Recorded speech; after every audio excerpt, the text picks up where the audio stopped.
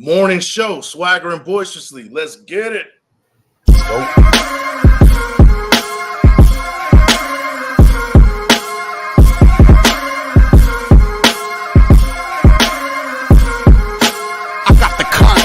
This is one of them hits now. Heard back from Earth, we just shot a few of my ships down. It's safe to say I'm totally pissed. Wow, my cloaking device is just malfunction. Guess it's time for a sit down. This is the problem I got with humans, mostly the common man. Constantly fucking with energy they don't understand. Always thinking they got the upper hand. The G-forces from my maneuvers can snap your spine like a rubber band. I shouldn't waste my time, they ain't half as nice. Put a Red Bull in your coffin so your ghost can have wings in the afterlife. That's why you roll like a belly dancer's rhinestone. It was my idea to shake the pineal gland like a pine cone. My thoughts create hurricanes, tornadoes, and cyclones. A punch for me is like an avalanche of granite and limestone. You live here, but now this is my home. I neuralize both your retinas. You wake up staring at the screen of your iPhone. Confused by the light plus the high tone. And now we connected from the microchip I placed next to your thigh bone. It's hard to understand cause you're mind blown, but I gotta cut communication. Your government just scramble they spy drones. That voice speaking Sumerian, the oldest language in human history. I can't explain it. Showtime. Hey, it's your boy, Big Mike Raider. Yeah. Hey, and we're here top of the morning to you, man. It's here for the Swaggering Boisterously podcast in the morning. KaneTown looked like he just popped up out of bed. Straight out the shower, bro. My co-host, of course, man. How you doing, man? How you doing? KaneTown, how you doing, bro? Doing great, man. How about you?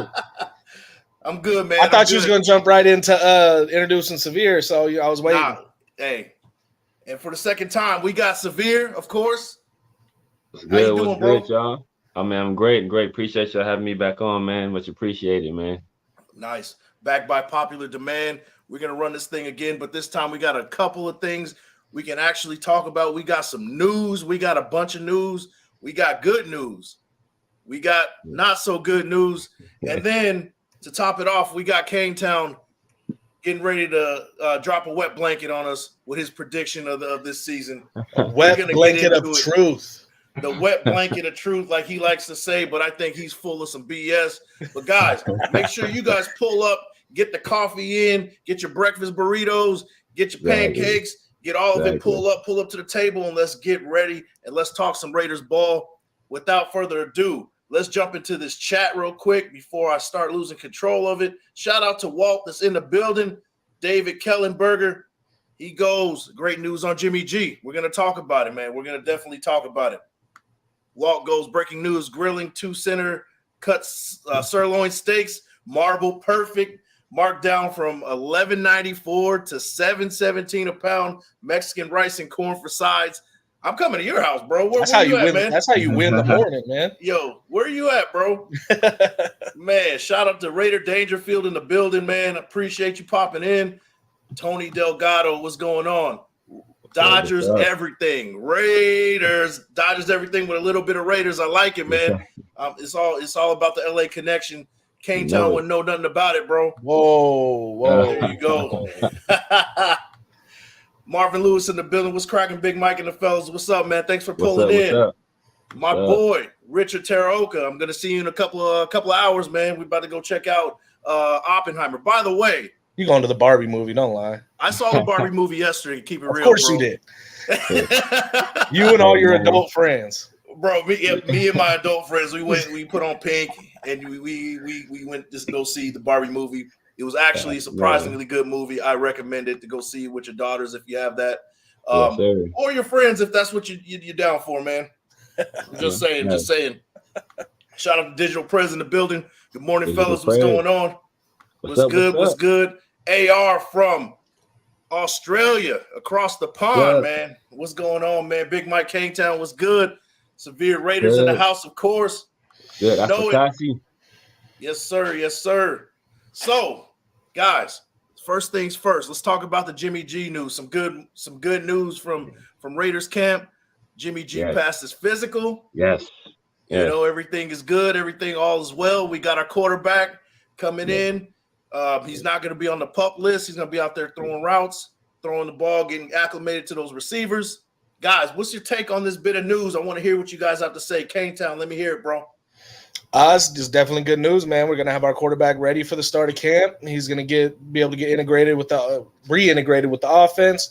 Start getting to know guys like Devontae Adams and Jacoby Myers and Hunter Renfrow and Michael Mayer. Start to build a rapport, get some chemistry going. Nothing but good news there. Yes, sir. Yeah, what man. you got, bro? I definitely second that. Time is of the essence, especially since he hasn't really been able to throw to any of these receivers. It's a brand new receiver group, and this offense is one that's predicated on timing, on guys being on the same page, seeing things the same way, reading defenses the same way, and then reacting the same way. So, I think they need as much time as possible, as much time on task as possible right now. So him being there, if he wasn't there, man, it'd have been Armageddon, man. So it's definitely a positive thing that he passed that physical. Yes, sir. Yes, sir. And you talk about Armageddon. KaneTown already thinks it's going to be the end of the world anyway. So man, I do not. It's just not. It's just we're just not going to turn this whole thing around in one season, man. Come on, man. No, he said 4 games. Last show I was on, he said 4 games. That's what we didn't have. I said 5 to 7. Oh, now, but you said, maybe if we didn't have Josh Jacobs, it was. I said 5 if we didn't have Josh. Okay, man, that's out here spreading that fake news about me, man. He says hey guys, KaneTown says we're going winless this year. I'm just saying. Whoa. Big Mike said Jimmy G's throwing for 5,050 TVs. Hey, that's better than what you have going on, bro. Like, I don't know which one's more likely. Man. No, but we'll get it covered, man. We'll cover it. KaneTown, he dropped a great article. I mean, not great as far as like the outcome, but well written. Yes. Everything was good. Yes. Go check it out on PlanetRaiders.com. KaneTown back in the building. Go ahead and check it out on PlanetRaiders.com. It's a season prediction. We're going to cover that a little bit later in the show. That's blasphemy out here, man. KaneTown spreading that blasphemy is what he's doing. A little bit. Not But he'll handle the truth. Not everybody can handle the truth. It ain't for everyone. We'll cover it a little bit later. Shout out to Walt that's in the building. He says GM Walt was never worried about Jimmy G. Man. Worried about Tyree Wilson, rookie getting into camp, and Patrick Graham coaching up the defense. Yeah, that is a big deal to me. And we're gonna get into that next bit of news too. Thank you, Walt, for the perfect segue. We got a little bit more news coming from camp that the Raiders placed Tyree Wilson on the non-football related injury list, and they placed Byron Young, our 3rd round pick, on the PUP list. Are you guys concerned about these two moves from the Raiders? Are you guys concerned? Want to take it, Kane? Sure. Tyree Wilson's kind of expected that this was going to be the issue. They're saying that I don't know if this is still why or what, but they're saying that that wound from his foot surgery, he can't be having to get all sweaty and shit. So I can see not having him out there for that. As far as that, I feel like that might be healed. I don't know, but I think it's good to take it slow with this guy. He's very explosive, very big, very fast. You don't want to trigger re-injury, nothing like that. I'm sure he'll be in here in a few weeks as we get closer to the season, start getting some reps. But I am a little concerned about the Byron Young situation. Especially when they don't release exactly what the issue is. We're already hurting at the interior defensive line, so we need everybody, all hands on deck when it comes to that. Otherwise, it's gonna be ugly. We're not going to generate any pass rush up the middle, and that's specifically what Byron Young was brought in here to do. So hopefully, it's not a very serious injury at all, and we have him back in a couple weeks, like the report says. Yes, sir. Yeah, man. I am somewhat concerned about Tyree. I understand that the approach of taking it slow, especially when you have such a high draft pick at such a valuable position, especially to this defense. It always concerns me when you have big people, big men, especially big like men that need to make explosive movements that have foot problems. And that kind of stuff can linger, man. So that does concern me a little bit. But hopefully it's just like that wound situation, and he's able to, to at least make it to summer camp, because with Patrick Graham, he runs a very complex scheme as well.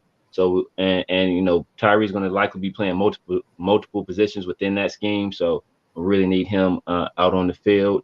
And as KaneTown said, yeah, man, them not releasing what's going on with Byron Young. Like, we didn't even hear anything about that until they dropped that bomb on this man. So, we need as much help on that interior defensive line as possible, especially to help out some of our edge rushers. Last year, when we did start getting a little bit of production out of Jerry Tillery, when we first brought him on, that really did help our pass rush. So, and Byron Young last year at Bama, he was one of the best in terms of quarterback pressures. Even though prior to that he was more of a run defender, but last year he put up a lot of pass rush production. So, we're going to need him. We're definitely going to need him. So, that is a bit concerning, but hopefully, we get those guys back soon, and we're able to be playing with a full deck of cards. Yeah, absolutely, man, absolutely. Shout out to Digital Prez. It says, calm down, KaneTown. No disasters around unless you live in Spokane. Spokane, is it Spokane or Spokane, bro? Spokane, and the ground opens and starts calling KaneTown's name. Digital Prez, what you know about Spokane, man? You calm down. There you go. So, Digital Prez, Walt is concerned about Tyree Wilson and Byron Young. Digital Prez, he goes, not sure what Young's injury is, but it sounds minor. He's in the building either way.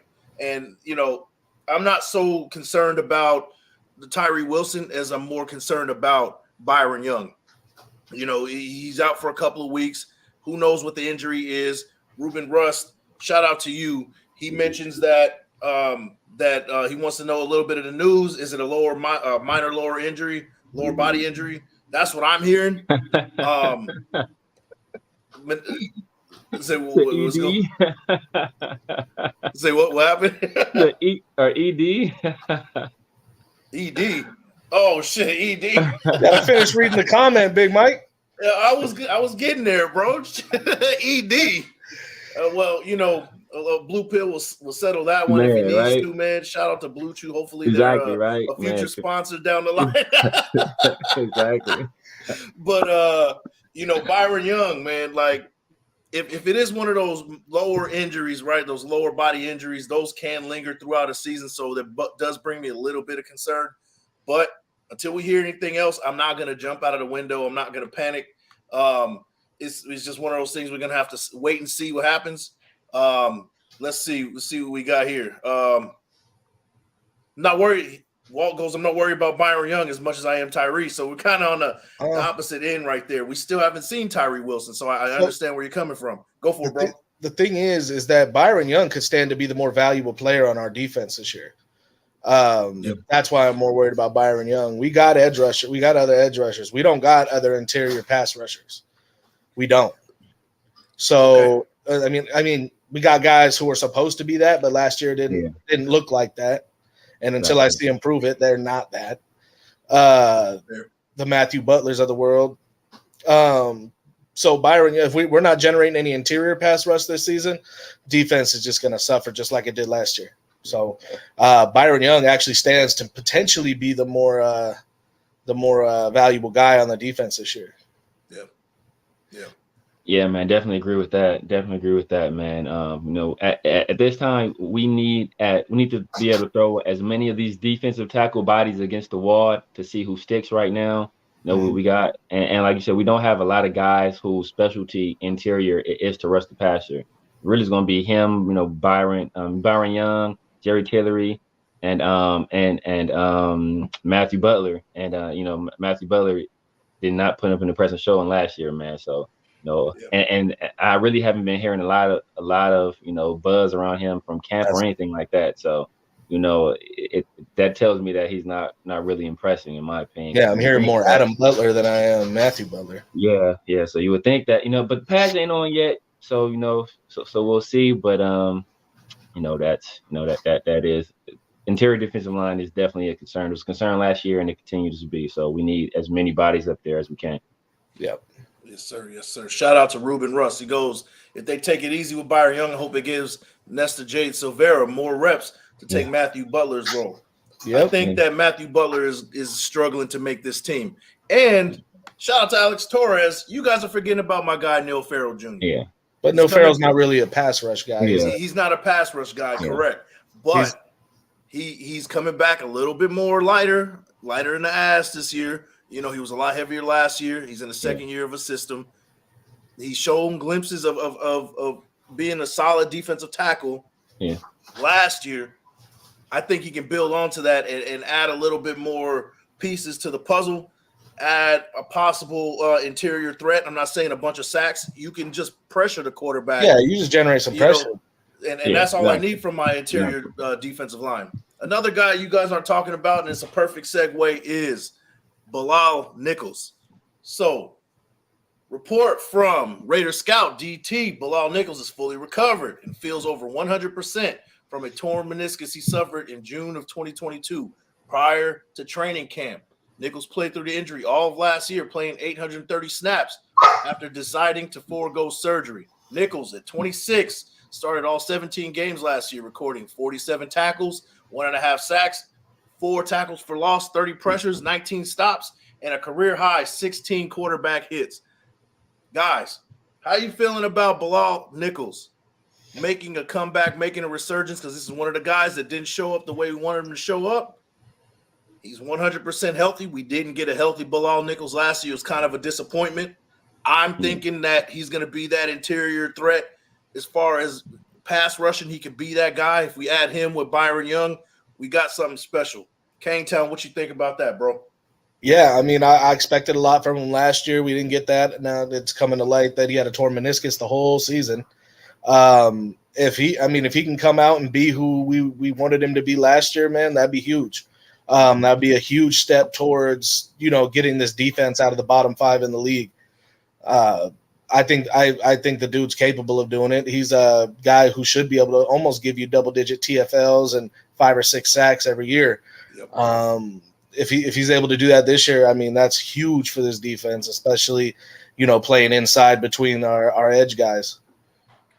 Yes, yeah, man, definitely agree there. I mean, he's a guy we paid a nice chunk of change to last year, and he did not live up to that contract at all. It's actually a guy that, I was expecting could possibly on the chopping block if he did not get it together, man, with the amount of money he was getting paid. Andrew Billings, really was our best defensive tackle last year, and we were all expecting that out of Bilal Nichols. Andrew Billings is now gone, so maybe Neil Farrell will kind of slide into that role. And kind of knowing that Bilal Nichols was dealing with that injury all of last year, that kind of excuses some of the bad play, but, he really needs to put together a good season this year, or he will not be on the roster after this season, in my opinion. Yes, sir. Yes, sir. Shout out to Digital Press. He goes, he played too high. He's talking about Neil Farrell. Played too high with his pads last year. Stalled out mid-play. But I have my hopes he will improve for sure. I think dropping a little bit of that weight is going to help him in his motor. He's not going to play high because he dropped some weight. He's going to lower that center of gravity and be a big threat in that interior. I have high hopes for him. Shout out to Casper. He has a question. Sort of a comment. I'm still curious about Tyree being number 9. Either that has to change, or is he playing outside linebacker? We're going to talk a little bit about Tyree Wilson and kind of his role on the defense shortly. Quick one, I would say that Tyree Wilson's going to be moving around a lot, I would think. KaneTown, real quick, what do you think? Where do you think Tyree Wilson's going to be this year? I think you see him bouncing a lot out. He will play some outside linebacker. The more he gets to work with Chandler Jones and Max and learn, kind of his responsibilities outside of pass rushing, you'll see him kind of in that role a little more. But for the most part, I definitely see him as a situational pass rusher this season. I see him bouncing in from 3-4 end out to outside linebacker repeatedly. Whenever Chandler's on the field, you'll see him kick inside. When Chandler's not on the field, you'll see him hanging out there at the edge. Yeah, man, I agree with that. He does have some experience dropping into coverage from his college days, so I can definitely see him playing a little bit of linebacker, especially with Patrick Graham. He likes to do stuff like that. There's been instances where he'll stand all 5 guys up at the same time, and so you kind of don't know where the rush is coming from. So he likes to do exotic stuff like that, especially on third downs. I think Tyree will primarily play defensive end, and defensive tackle, either the 3 technique or the 5 technique for the most part. But but he will be a chess piece that we definitely move all around if he stays healthy. And we actually, for the first time in a long time, have the necessary personnel to run a NASCAR package. Yeah, we got some fast guys out there on the edge.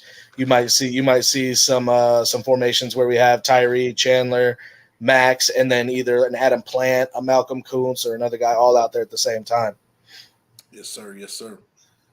Shout out to Walt answering this question real quick. Anybody see the Raiders website? They have Dylan Parham now 285 pounds, down from 311 last year. Discuss. Woo.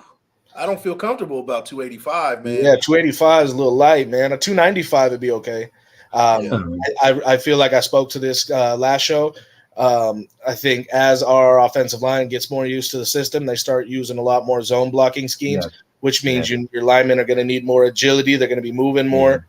I feel like this could be that, but 285 is a little light in the ass. I mean, 295, 300, I think is probably that sweet spot. Hopefully that's not fully true, but it could be. That's interesting, man. He's like fullback almost. I'm kind of hoping the same thing, man. I'm wondering when this weight was taken. Maybe it's the dog days of summer. Guys doing going through conditioning and stuff. So he's dropping a lot of weight. But I do think that 295, especially speaking of what we spoke to before in terms of the Raiders wanting to go to more of a zone blocking scheme in the run game. It means the guy's going to be doing a lot of moving, a lot of pulling. So being a little bit lighter, that will help with that. But yeah, man, 285. I don't want a 285 defense. Guard going against Chris Jones, man. That's almost fact. That's almost not even big enough to be a D tackle, man. Man, for real, man. Shout out to Alex Torres, Jordan Willis's edge, right? Yeah, he's going to be competing with some guys. Yeah, he's going to be competing with a Malcolm Kuntz, Adam Plant Jr., our UDFA. A bunch of guys. That edge room is going to be a lot of competition. You look at all positions on this defense. There's going to be a lot of competition this year. Last year, in prior years, we can pretty much point out who's going to be the starters, who's going to be playing, and things like that. This year, we got a lot of guys that's competing for spots, and that can turn around and be a good thing for us down the road for this defense. Ruben Russ. I remember when Trey Flowers was with the Pats and Lions. He played well in that inside rusher. I see Tyree playing that role. Yeah, I can see him. He's very versatile. He has that ability. He has the measurables to be a versatile guy. What do you guys think about that? No, man, that's a very apt comparison. Trey Flowers was kind of a power rusher. So I think that's kind of what Tyree is. Tyree has a little bit more athleticism than Trey Flowers has, but that same kind of deal, guy with a great bull rush, a really good long arm, and can just kind of overpower guys with his physicality. So I think that is a very good comparison. Yes, sir. Yes, sir. Yeah, a lot of the things that you saw the Raiders try to do with Klee over the last few years is a lot of the things that Tyree is probably going to excel at, the things that he wasn't able to get done. And I was going to say to that effect also, Jordan Willis has a lot of Klee vibes to me. Yeah. I think the one thing I'm not high on this defense, Big Mike, you know that. Yeah. But one of the things I really like about this defense is we're going to be, especially in our front seven, a lot more versatile. We're going to be able to move guys around and exchange pieces. I think we're gonna be able to throw a couple offenses off here and there. Hopefully these guys all take a big step forward. Because don't get me wrong, I don't hate the personnel we got. I just wish we would have added a little better personnel on top of it. And I wish a lot of these guys that are going to be getting a lot of reps will be getting more of a rotational reps. Yeah. I mean, I hear you. We were kind of both on that same page after free agency. We were a little bit disappointed about how the things turned out. Yeah. But I think that we do have core pieces on each position that we can that can make a big difference. We got guys that are coming in their second year. We got veterans at key pieces, and we got rookies sprinkled in. And to me, that just seems like a perfect recipe for a successful defense. Now, I'm not saying we're going to be the 2000 Ravens this year, but I think that we could be in that top 20 as far as defense goes. That's kind of where I'm seeing them. I have high hopes for that. And it's like I said, it might be the rose-colored glasses. I'm not taking them off until the season starts and we see otherwise. That's kind of where I'm at with that one. I'm real behind in the chats though. I'm tired of being, the one that's like, we're gonna be this, we're gonna be that, and then we're ass. I'm gonna get ahead of it this time. Fair enough. But I got a little more faith in the defense than you guys, man. I think much like the offense, this defense needs people to kind of be on the same page, see things the same way, and I think that's why we didn't see as many like wholesale changes at every position. We kind of brought some guys in, sprinkled some guys in, because I think a lot of what Patrick Graham wants to do is really predicated on scheme, as not as much as on like having superstars everywhere. So if guys are on the same page and they understand what's going on, I think that's going to show great improvements on that side of the ball. Remember, at one point last year, not only were we running like practice squad guys out there, we were running guys from other teams. We ran out of our own practice squad players. We were signing guys from other practice squads and starting them that week. So I think it's kind of tough to judge Patrick Graham completely on last year. But we had a good stretch. I think we had like a 5-6 week stretch where we were like the number one defense in the league, man. And that was in the middle of us having a lot of those injuries. That was without Divine. That was with Bilal Nichols not playing where he was at 100%. Nate Hobbs still not being 100%. So we had true fine out there at corners. Like, so I think we'll be able to be not like I said, not be the 2000 Ravens, but I think we can be middle of the pack defensively. I think this offense will kind of carry the day for us. I'm about to come in with the wet blanket. No, yeah, you are, bro. We already discussed this one. So that 5 or 6 week stretch where our defense played so well, I can't remember exactly all the teams we played, but I'm pretty sure that was also the weakest stretch of our season. Yeah, that was the easiest offenses we played all year. Not to give them any credit, but I'm almost positive that's what that was. And that likely is the case. What? Now, but so that negative, likely bro? is the case. But that was also at a time we were dealing with a lot of injuries on the defense. Sure.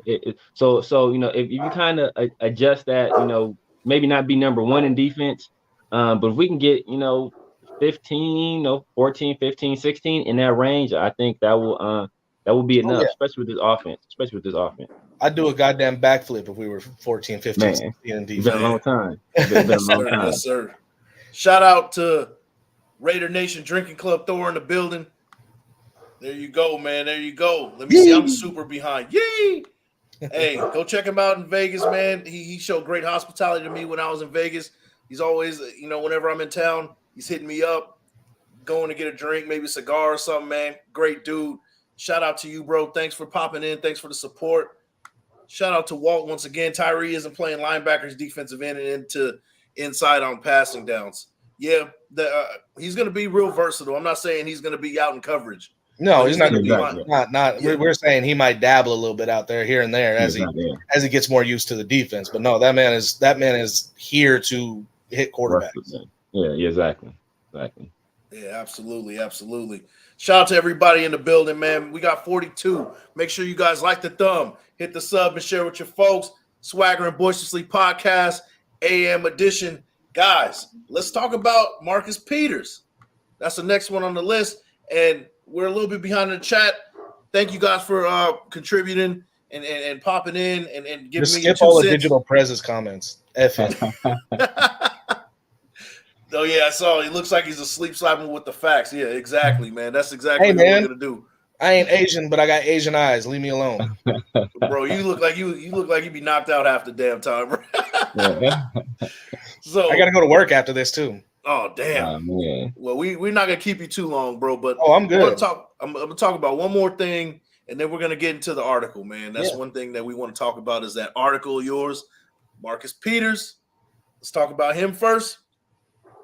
He's out for a tryout tomorrow. He's probably going to sign with us likely this week. What do you guys think about that? Where does he fit in this defense? I'm actually really excited about this, and it's not so much even because of his play, but this defense has lacked just a dog in the secondary, an alpha out there for a long time, and Marcus Peters is every bit of that. And not to mention, I mean, this dude's a Raider at heart. I guarantee you if he could have picked from day one, he would have been here. He's Marshawn Lynch's cousin. The roots run deep in Oakland there. But just to have an alpha out there in the secondary to just bring that swagger to this defense, especially in that part of the defense, I think it's going to be a big boost. And I might up my prediction from 7 wins to 8 wins. Hey, shout out to Matt Chatter, man. Thanks for popping in. Coach Stream. All right. Hey, shout out to you anyway, man. Thanks for popping in. Hey, you have been acknowledged, Mad Chatter. All right, go ahead, Severe Raider. Man, so Marcus Peters, I'm probably one of the few people that I'm not too excited about this man. I don't know how much he has left. I know he is, I think, 2 years removed now from that knee injury, but the Ravens basically let the dude walk, sign Rock Ya-Sin, the dude we let walk. And even when Marcus Peters was kind of at the top of his game, he's a gambler, right? He's a guy that, he's going to take chances. He's going to, not necessarily be the most fundamentally sound guy.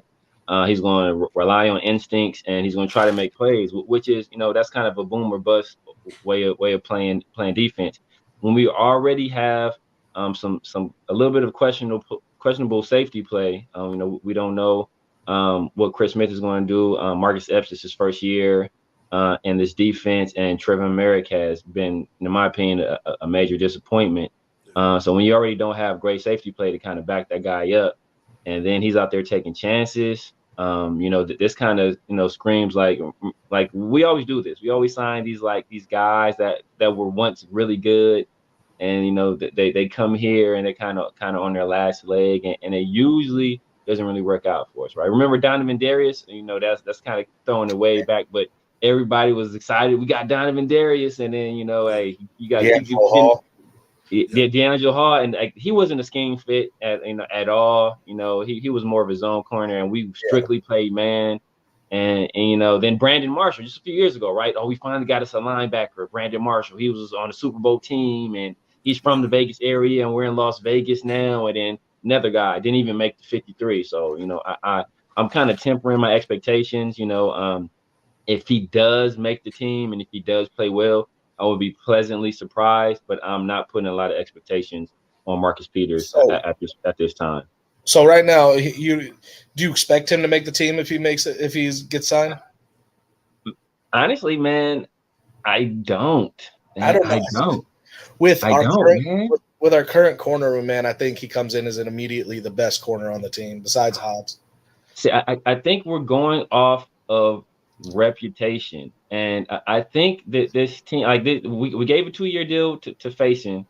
I think they like Tyler Hall. We just brought in Duke Shelley. I think Sam Webb is another guy I think they like. So I mean, I think it's going to be a battle in camp, and I think if it's a situation where it's close, I'm assuming they're going to go with youth over the veteran.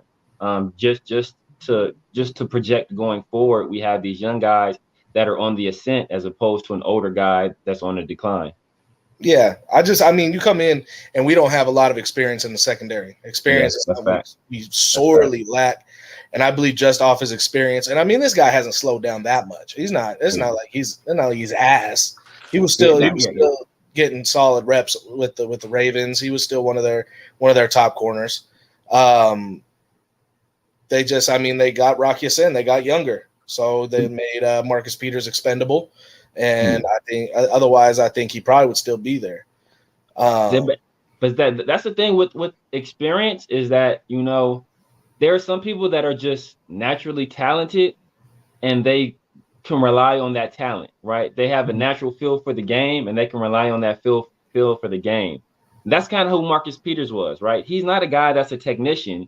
that's out there, like, you know, playing with the best technique and, you He's a know, ball hawk. all this stuff. He's a guy that, hey, he's playing off instinct. He has great athleticism, and you know, that's kind of how we played the game. So I don't know how much of that can really be, you know, taught to younger guys. I think that's something you kind of have or you don't have, man. Yeah. And, you know, so that's why, you know, some of the great, you know, like usually great players don't make, you know, great coaches because, you know, like, hey, why can't you do that? I could do this. Why can't you do that? Right? It's kind of like, you know, they just have that knack and that feel for the game, and you know, it's harder for those guys to really kind of impart their wisdom on younger guys because, you know, that they were just able to do things that normal humans can't do. That's facts. That's facts. Yeah. Shout out to Matt Chatter once again. He says, my dad says Peters is too old. What do you guys think about Peters being too old? How do you feel about that? Is he too old to be a starter or a hard hitter? Was he 30, 31? He's 31, right? He's not that old. He's not old, right? That's kind of what I was thinking. He's just got injuries, so he might have more miles than he does age on his body. Right. But like I said, I think Duke can still play. Yeah. Raider Dangerfield, he goes, Peters brings that fire and swag to the defense. Absolutely. That's kind of it's a lot to be said for somebody that comes in and kind of sets the culture of a defense. And he's one of those culture setters to me. Yeah. And if he brings any kind of that similar production than he did in years past, we got something special on the other side with Nate Hobbs is proven he's gonna be playing with a chip on his shoulder this year.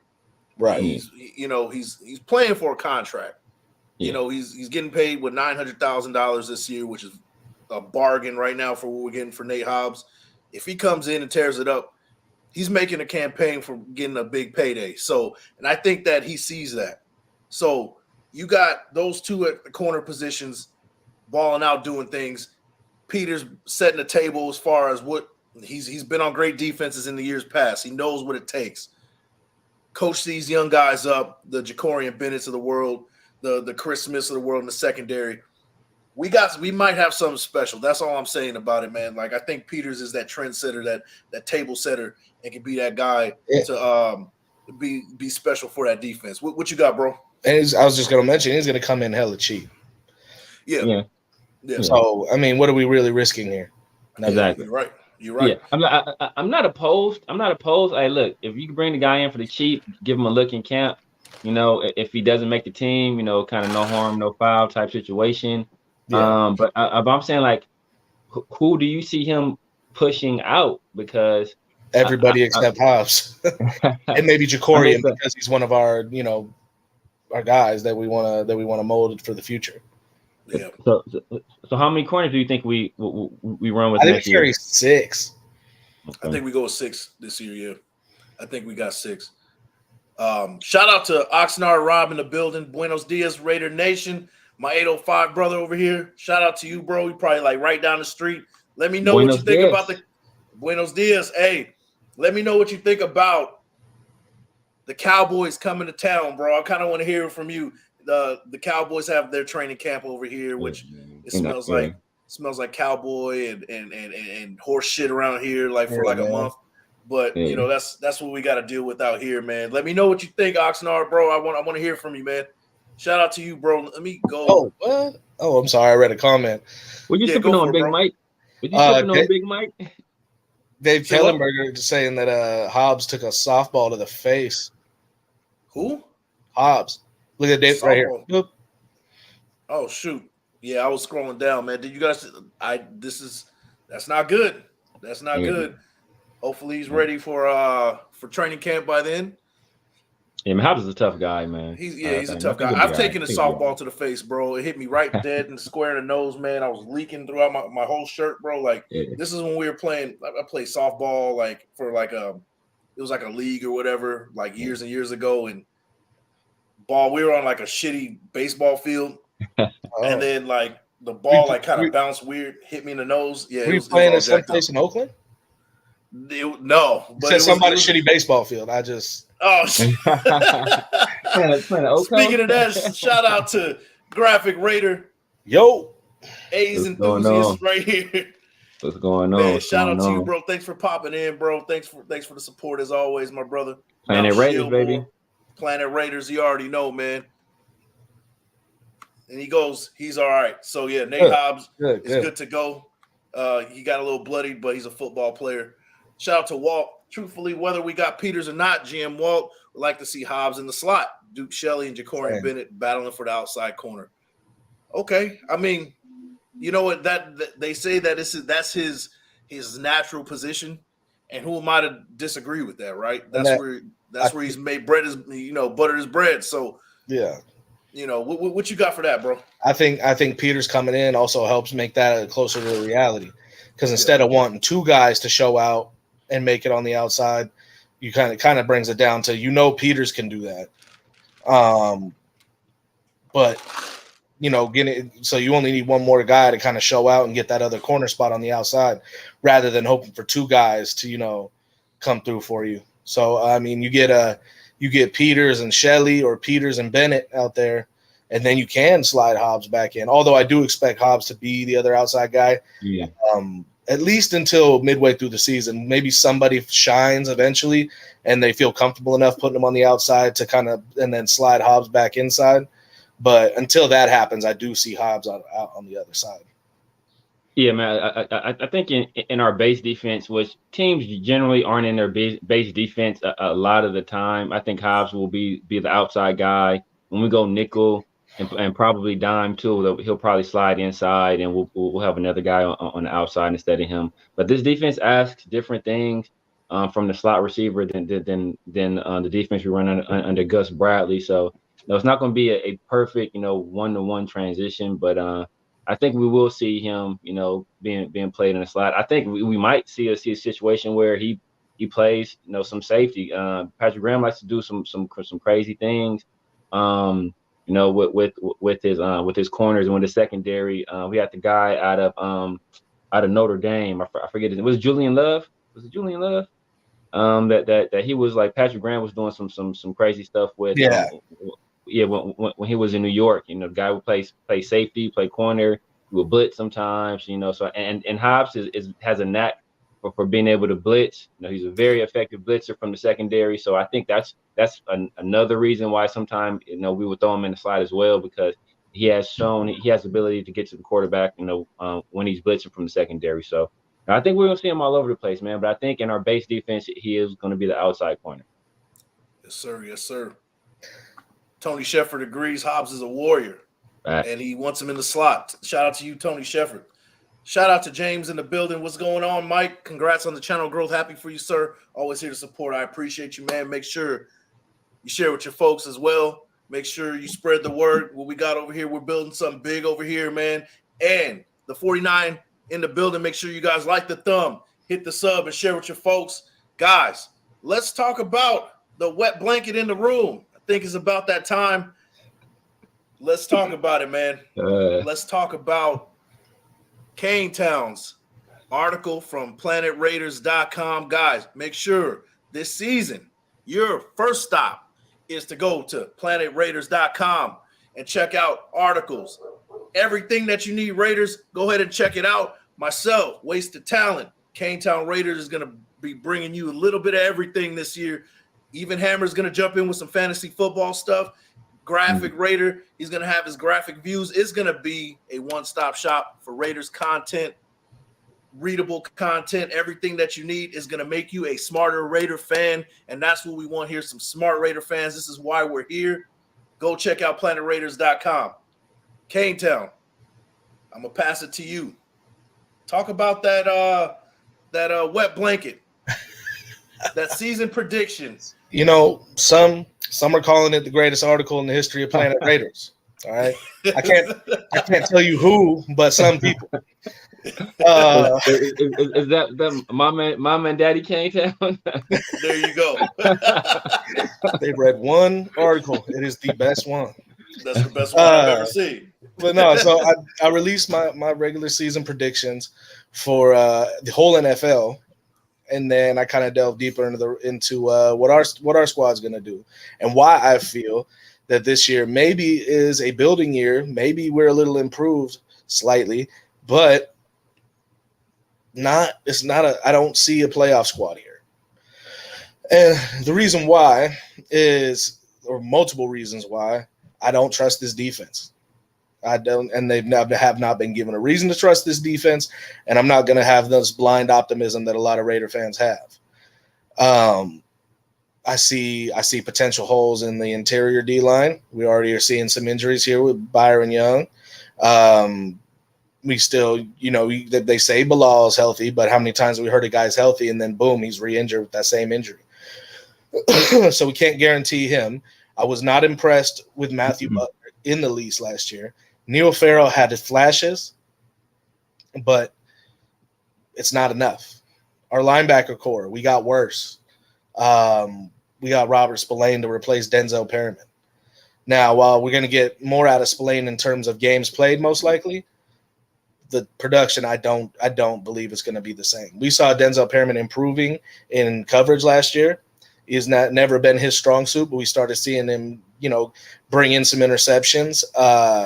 We saw him a little more out there, and I don't think Spillane is even – I don't even think he knows what the word coverage means. He's going to get in. He's going to make some stops in the run game. I'm sure he's going to be solid. Should he be our number one, number two linebacker? No. Biggest bright spot on the defense, I think, is going to be Devon Diablo this year. I think he will push for a Pro Bowl selection. I see over 100 tackles. I see maybe double-digit TFLs. I mean, the guy has the athleticism, and it seems like he has the work ethic to become one of the best linebackers in the league. Time will tell. Our secondary, also unproven. Maybe we bring in a Marcus Peters. That makes me a little more comfortable. But Trayvon Merrick didn't look like he should have looked so far in his career. We don't even know who's going to be the safety on the other side. It could be Marcus Epps. It could be Chris Smith. Either way, Marcus Epps has not shown really to be able to cover at a high level. Trayvon Merrick, who's supposed to be that guy, I mean, he can't catch a cold. He has interceptions bouncing off his hands. I see a lot of questions, and I remember last year. I don't know if some people's memory resets in the offseason and they forget what happened last year and they forget watching this defense last year. They forget breaking their TVs and the remotes and flipping the table over. I sure don't forget. I do see bright spots. I do see progress, especially on the offense. But this defense is just so many questions to me. And when do things ever go perfect for Raiders? When? Man, and things have to go damn near perfect for us to make the postseason. You sound very scarred and disturbed. KaneTown has battered wife syndrome. Right, bro. Absolutely. Bro, I swore I would never go back, but here I am. Bro. Man, I would like to give a toast to KaneTown at the Player Haters Ball because right. I don't even know you and I hate your guts. That's how he feels about the Raiders, y'all. I don't even know you and I hate your Somebody's got to be honest around here. You know what I mean? Man, he does make a compelling case, even though it is dripping with hate and dripping with negativity. This is not hate. This is self-love. He does make a compelling case. I will say that I think this roster has been, especially defensively, is constructed in a more sound way. So let's start with Merrick, right? I think now we have enough bodies, even though they're younger guys, where if Merrick does not show what we need him to show, he might not be on the field. Marcus Epps is a guy that he was a 16-game starter or 17-game starter, 19-game starter for a team that was in the Super Bowl. That dang near won the Super Bowl, and some people's opinion should have won the Super Bowl. So I think that says something to me. I think he's going to be able to play like a Jabril Peppers role in this defense. They're going to be able to move him all around the field. He'll play in the box. He'll play back. He can go to the nickel and guard a nickel sometimes. Merrick has been a big disappointment. I do agree with that. I never wanted Merrick, and I was a Richie Grant guy coming out that year, and Richie Grant has proven to be a better player. So if we see less Merrick, I will not be opposed to that. I think Spillane gets a lot of hate from Raider Nation first of all, the most important ability is availability, and that is that was the main ability that Denzel Perryman lacked. He would play when he was there. He was a very, very good player, very effective player. But he wasn't there often enough. And I think, as he said, Devon Diablo is going to take over that role as kind of our emotional leader. And we're depending on him being healthy. Spillane was a guy that on a defense, on a team coached by Mike Tomlin, who we all respect as a coach. Yep. On the defense, that was a Steelers defense known for having good linebacker play. On a linebacker core that was coached by Brian Flores, who's one of the best defensive minds in the NFL, also from that New England tree, like Patrick Graham is. Spillane was playing over Devin Bush and playing over Miles Jack. And towards the end of the year, he was playing every single defensive snap. Was he playing over Miles Jack, or was he playing because Miles Jack got hurt? He was playing over both of them. Towards the end of the year, when they were healthy, especially Devin Bush, he was playing every single defensive snap over both of those guys. So that says something to me. When you have guys that are that well respected, especially in terms of their defensive acumen, and this guy is on the field all the time, and they fought to bring him back, and they just couldn't because they couldn't offer what we can offer him. I think he's going to be a valuable addition. I think the Bilal Nichols, him being healthy this year, I think that is going to greatly bolster the interior of this defensive line. I think Max is I think he feels somewhat disrespected by not getting enough mention as one of the best defensive players in the league. Guys take these Madden ratings to heart, man. And I don't think he's rated highly enough on Madden. I think he's gonna come out with a chip in his shoulder. I think Chandler is due for a bit of a bounce back season. We're not gonna get Chandler of old because Chandler is old, but I think he's going to be much more effective this year. I think he kind of saw what was needed from him last year on this team. He dropped some weight. I think that's going to help him as a pass rusher. I think Tyree in there. I think, if we can get Tyree back in the mix and, we have another guy who can be an effective pass rusher, either from the 3 technique or out on the edge. And Nate Hobbs, man, before Nate Hobbs was hurt, Nate Hobbs was one of the best corners in the league. And he was playing at an insane pace. He got hurt and missed a bunch of games. And he came back. He just wasn't right the rest of the year. And just injuries, man. I do not think we'll be if we are injured as we were last year, man. You could just fold up shop at that point. Yeah, man. You can just fold up shop, man, because the amount of injuries we had to deal with last year. Like I said, we at one point we were signing guys off of other teams' practice squads, and they were starting for us. So I just don't feel we'll be as injured, man. And another year in this system, I think will do guys a lot of wonder, and I think they'll just be able to play faster. We already hear, from OTAs, guys are moving in and out of these drills much quicker. Like everything is moving at a much quicker pace because guys have a better understanding what's going on, and just our ability to be effective in the red zone. At the end of the day, like these guys are all humans, right? And so when they go out there and they get a stop, and then our offense, or they get a turnover, right? And our offense goes out to the red zone and they do nothing, or they turn the ball right back over. That's demoralizing, man. So, it's hard to get yourself to go out there and give it your all when like, hey, we give this ball back to this offense. Like, what are you guys really going to do with it? So, I think just better production offensively will help the defense. Just if for nothing else, just put them in better spirits.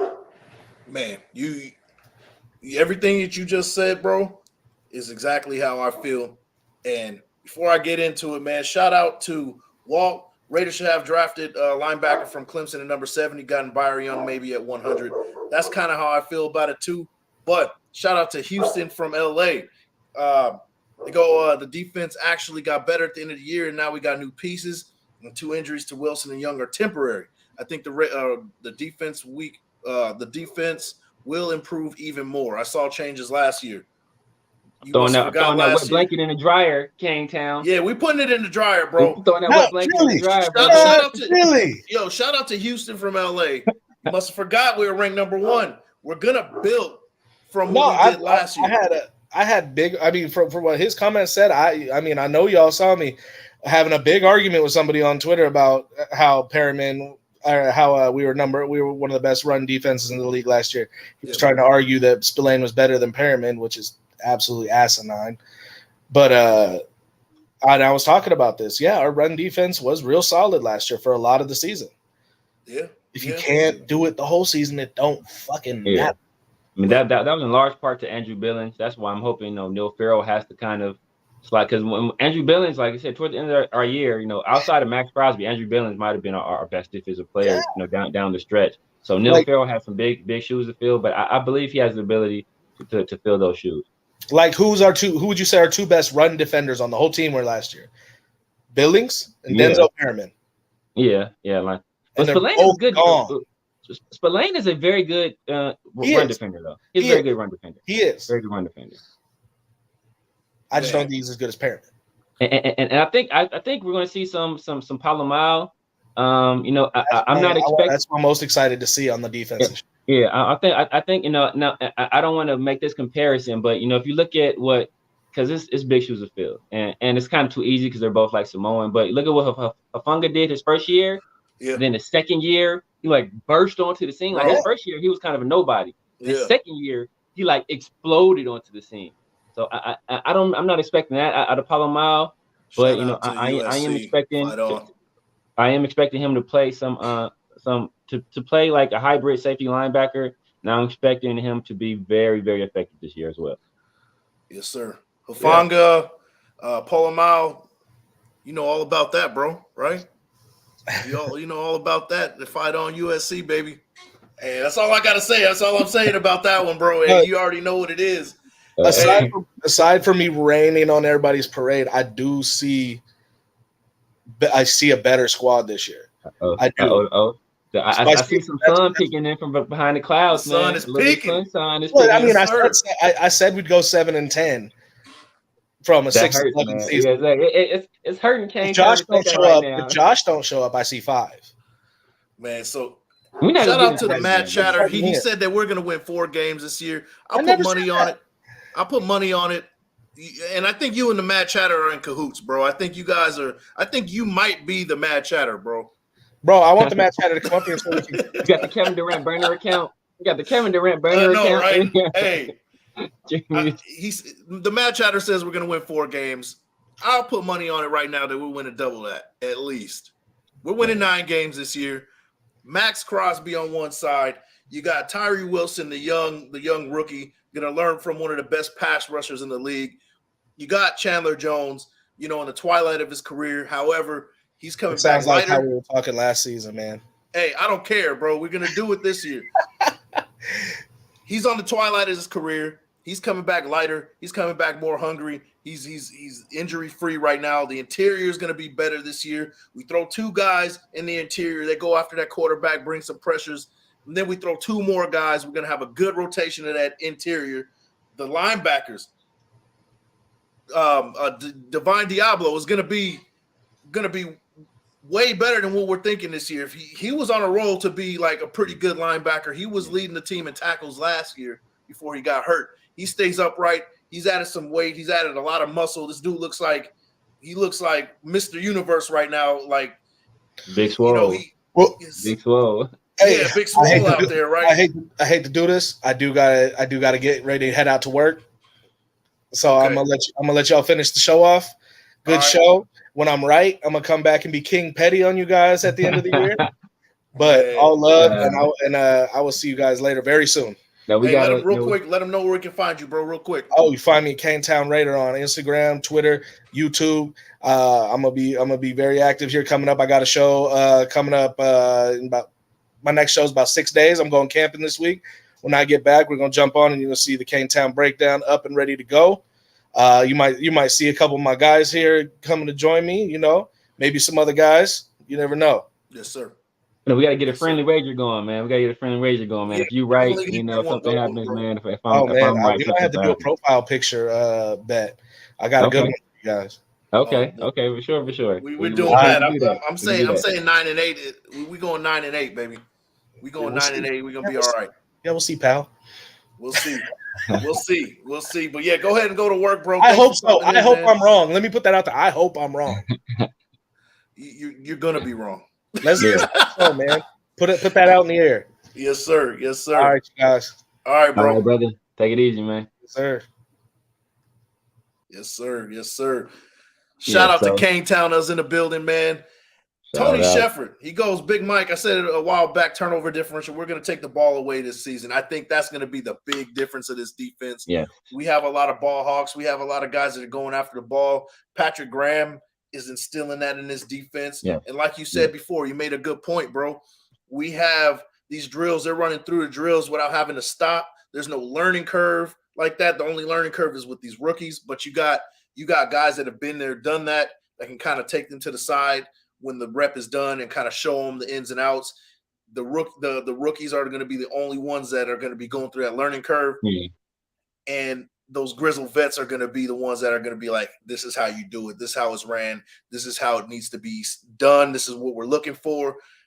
I think that this defense is going to be at least within the top 20 this year. And I think our offense is going to continue what they did last year, being very efficient, holding the ball a lot better, and being more stingy with not getting the turnovers. They were already great with not getting the turnover differential on that offensive side. They weren't throwing a bunch of interceptions or fumbles and things like that. You know, besides Derek Carr, he threw 14 interceptions, but for the most part, the rest of the offense weren't fumbling. We weren't seeing things like that. So I think that we're going to clean it up a lot more, especially with Jimmy G being familiar with this offense and being reacclimated to this offense and getting things rolling with these receivers.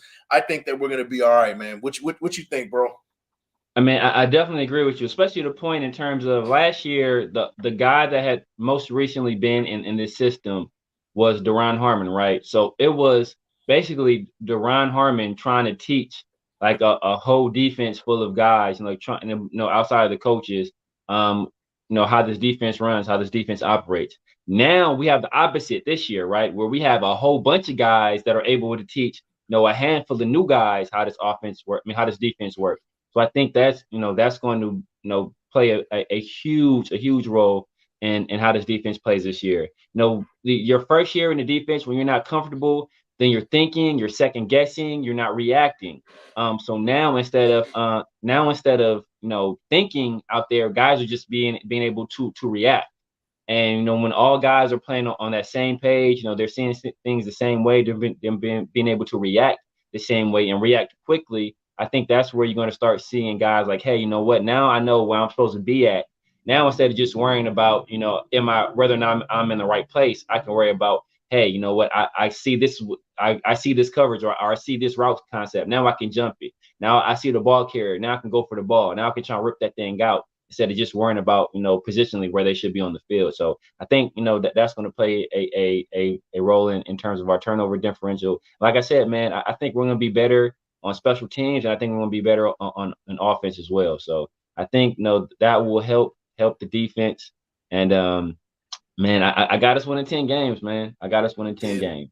I like it. I'm an optimist, man. I'm an optimist, man. We together on that one, man. I'm with it. 10 games, man. I'm with it, bro. Shout out to KaneTown. Go to work, bro. But he did say he's talking to Matt Chatter. Your Panthers are ass, and so's your mini quarterback. 100% agree. The Panthers are they're all hype at this point. And what's I can't even remember the quarterback they drafted. What's his name? Bryce Young. Yeah, Bryce Young. He's like 5'8", 140 pounds, bro. Like, Bryce come on, Young, man. nah. Yeah, you've been drinking too much of that hype juice, Mad Chatter. You're probably like 16 years old. That's what it sounds like from the way you're typing and texting and stuff. You're probably about 16 to 24 years old. But it's all right, bro. It's all right. Miss K all day, your biggest fan over here shouting out Raiders, aka Chloe Bear and Company. My daughter, go Chiefs. Yeah, right. We not doing that in here, man. Get that. My mom's a Chiefs fan, man. That's my mom. She's a Chiefs fan. and yeah, she don't know no better. But you know, it's all right. We'll change that up eventually. You already like the silver and black, Mom. You might as well just come over to the dark side 100% fully. Shout out to you, Mom. Appreciate you popping in as well. Raider Nation Drinking Club. Thor, he goes 11-6 or 12-5. I'm with it, man. Yee! I'm down for it, bro. Hey, man, I'm down for that, brother. I'm down for that. I'm definitely down for that, man. Like I said, man, I think this team is going to be much improved, man. I really do think this team is going to be much improved. Yep. I think, man, just I don't know what it is about Jimmy, man. The guy just wins, man. The guy just wins. It's not always pretty. You know, his first year he came in with San Fran, and they were a losing team, and they rattled off five wins to end the year. The team had nothing to play for, right? Just something about that guy, and guys love that dude, man. If you hear them talk about Jimmy in interviews, they just love the dude, man, and they want to play for the dude, and I don't know what it is, man. I don't know what it is, man. He just wins, and I think he's going to have a great effect on this team, man. I think we're not going to be as injured offensively. I think we're going to have, you know, the full complement of our weapons for most of the year. You know, including Renfro. I think Renfro is going to be an X factor. I think Devontae being here, and then I think Jacoby's going to eat, man. Jacoby was the number 1 receiver last year, for the past few years for the Patriots, man, and now he's going to be the number 2 guy while Tay gets all the attention. He's a better receiver than Mac Hollins, right? He's a better receiver than Mac Hollins. He can go in the slot, he can play outside, so that allows us to do some different things. It allows us to have another outside receiver, throw him in the slot, run 2 slots. You know, and one of the things that Josh McDaniels was liking to do, especially his last few years in New England, where they would like mix up their position groups, right? So they would run 3 running backs out there sometimes, right? And you don't know where, and that messes with what a defense wants to do, because, you know, if a defense see 2 or 3 running backs, they're thinking, okay, man, we can throw base coverage out here. But then you throw 2 running backs out there, and you got like a guy like Amir Abdullah in the slot, you know, or if, you know, you want to you want to throw, you know, 2 running backs in the backfield and have 1 split out wide, and you got a mismatch with a guy, and you can do this crazy stuff. So just guys having that familiarity with this offense now, that allows them to, hey, you know what, I can open up this playbook more. And especially this offense is predicated on guys, you know, it's a lot of option routes in there. And it's predicated on guys seeing the same thing, and the quarterback and the guys being on the same page. We saw last year in that Chiefs game, right? Devontae and Renfro running the same page, and Devontae took the blame on that, right? He didn't see things the same way that Renfro saw things. Apparently, Renfro was right on that play, and that caused them to collide, you know, and we missed out on a potentially big play that could have, you know, put us in position to win that game. So, you know, I think just guys having more familiarity, you know, these schemes are extremely complex. So it's going to be a very steep learning curve, right? Here, they're not coming in with like just a basic cover 3 these guys like to do a lot of multiple things. So even, you know, Devontae, who's one of the smartest, you know, wide receivers in the league, said it's like Mandarin to him. So if it's like Mandarin to a guy like that, who's extremely intelligent, imagine what it is to some of these other guys that don't have the same intelligence level as a guy like Devontae. Even Derek Carr, who we all know is you know, if nothing else, he's a very intelligent quarterback. Yeah. He was having some struggles grasping the scheme. So I just think that, you know, just having that piece and that learning curve being much shallower than it was last year is going to greatly improve what this team is able to do this year. Yes, sir. Yes, sir. I agree. Shout out to KaneTown Raider once again. Big Mike and Severe have to do their profile pic as a Chiefs logo if we lose the bet. Let me think about that. Let me think about that. How long? That's the question, man. Yes. Let me acknowledge a few more of these comments, and then I gotta get going, man. I gotta drive out. About to go see Oppenheimer today, man, with a couple of buddies. So yeah, I gotta get going. But Walt, he goes, Raiders won't be better on offense and defense if Jacobs isn't playing hard. Number 1 in first downs, keeping our defense off the field. Yeah. Don't need to worry. Jacobs will be back by week 1. I'm not worried about it.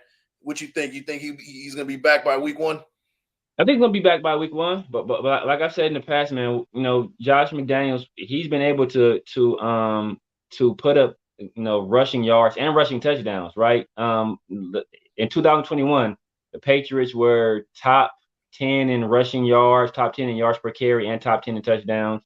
Damian Harris put up 15 touchdowns that year, which is more than Josh Jacobs has put up any year in his career. So I think he's able to get production out of the running game, no matter who he has. He's a scheme guy. He knows the scheme. That's part of the reason why Brandon Bolden is here. Like that year, Ramondre Stevenson and Damian Harris, they both averaged 4.6 yards a carry. Josh averaged 4.8 yards last year. So, he's able to produce in the run game with less talented guys. So I think he'll be able to do something similar this year. But I am expecting Josh to be back, by week 1. Yes, sir. Yes, sir. Shout out to Ryan Robinson. He says, watch us run the AFC defensively, man. I sure as hell hope so, man. Man, that would be a first, man. That would be. Walt, he goes, tell the truth. Who do you want winning the right guard position? I want McClendon Curtis to win it. Man, I'm the same. That would be perfect. My gut tells me that Muti is going to be a guy at the right guard position. That's my gut feeling. But I really want to see McClendon Curtis take it over and earn that spot and just blow everybody away and win that right guard position, man. What you think, bro? Man, I would love to see McClendon. That is the number one guy I would like to see to win the right guard position. Either him or I wouldn't mind seeing Thayer Munford win the right guard position, man. I want one of these young guys out there, one of these guys that have some upside. And Netane Muti is a guy who I loved when he came. I believe he came out of Fresno State as well. A guy I loved in that draft. He's just a guy that just cannot stay healthy. Yeah. He's also a bigger guy. He's not as mobile. Yeah. So even though Thayer Munford is kind of on that same track, he's not quite as mobile, but he's more mobile than Muti. So that will limit some of what we do in terms of, running these pulls and doing these traps and stuff like that if Muti is out there. But, I am hoping that, we get a young guy out there, man, because that's what we need, man. We need some young guys on the ascent.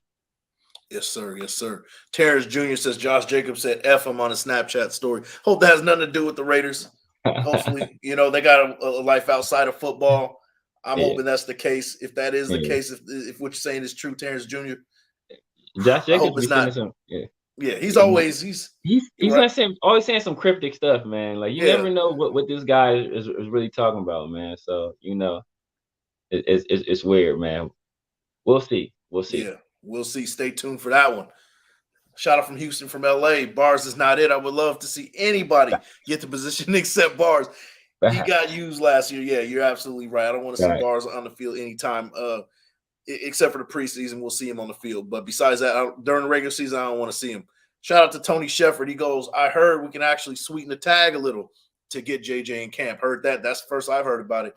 Yeah, if that's the case, let's roll, man. Let's get it going, man. We want everybody in this building ready to go. We want everybody in the building for training camp, man. That'll be the ideal situation. Shout out to Bambino 2678. Jacobs loves to troll. That's what he does, man. That's his thing. Nothing against him in that one, but he's a youngster. They like the social media. Yeah. So that's what they do, man. And there's nothing wrong with that. That's him. Hopefully he's not talking about Raiders stuff, Raiders related stuff, but we'll see. Walt once again in the building, man. Make no mistake, this team is probably another good offseason away from making a run. We need Jimmy G and Jacobs in the fold 2024. You're absolutely right, but I think that we can make a run for the playoffs this year. But there's been teams in the past, right, where we're like, they're a couple years away, and then guess what? They made the Super Bowl, aka the Bengals, the Eagles. Eagles. These are the teams that were like ahead of the curve at the beginning of the season. You really expect much from them, and then you see them in the Super Bowl. So remember the Eagles before last year. The Eagles were trying to trade for Russell Wilson, and Russell Wilson just rejected the trade to that team. Yeah. So so the Eagles really didn't know what they had. Their fan base didn't really know what they had, and then bam, they shoot out like rocket ships, and they're the hottest team in the league. They're the last team to go to they were the last team to lose a game, and then that resulted in a Super Bowl berth, man. So I'm not expecting Super Bowl for us, but I am expecting us to surprise a lot of people. Yes, sir. Yes, sir. I agree. Shout out to Van City from Vancouver. Raiders, Hemi G, ready to rock and roll. Marcus Peters is coming in tomorrow. Sun is shining. Just finished my 8-year-old son's first practice with his quarterback coach. It is a good day, man. Shout out to you. Shout out to your son. Man, man. It is a good day, a Sunday, a fun day. Make sure you guys enjoy the weekend. But Severe, bro, thanks for popping in once again, man. Bro, I want to see you do some content on your end, bro. For sure. I'll come by your show if you need me to bless it up, man. But let everybody know where we can find you, man. Man, you guys can find me on YouTube at the Severe Raider. You guys can find me on Instagram at Severe Raider as well. I'm going to be dropping some stuff, man. I'm probably doing my first live a week from today. That's my birthday, so I'm probably be doing my first live, man. So I'll put it on the community tab. I'll reach out to to Big Mike, to KaneTown, a few other guys in the community, man, to see if they'll pop through, man. But definitely, man, be dropping some stuff real soon, man. Very, very soon. Yes, sir. Yes, sir. But appreciate you having me, man. Appreciate you having me. Thanks for coming in again, always man. Fun talking ball with you, man. Yeah, always, man. And we like I said, man, I've been saying this, we got to get together in person at some point. Yeah. Just chop it up and get on the same page, man. But yeah, guys, with that, we're gonna wrap it up. You guys have a great rest of your Sunday. I'm about to go check out Oppenheimer. I'm gonna compare the Barbie and Oppenheimer movie at the end. And you guys make sure you guys enjoy the rest of your weekend. You guys, be safe out there. I want to see you guys on the next one, each and every one of you. Shout out to the 50 in the building. Before you guys leave, make sure you guys like the thumb, hit the sub, and share with your folks. Now, with that, calling it a day. You guys have a good one. Peace.